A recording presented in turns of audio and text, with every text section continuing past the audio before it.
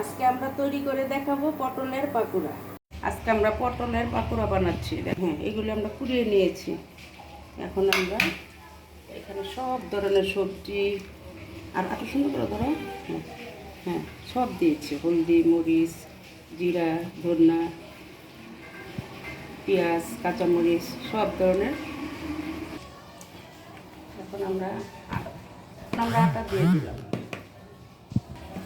একসাথে মিক্স করে পানি দিয়ে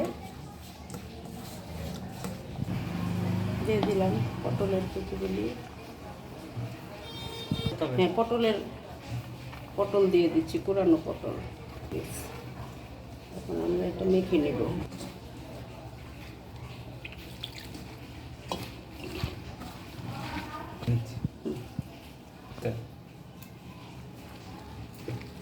আমরা ভালো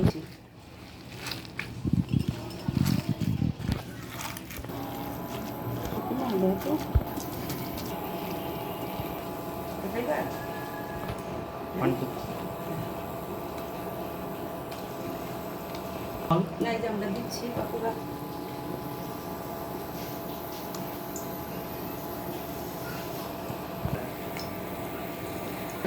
বানায় খাবেন।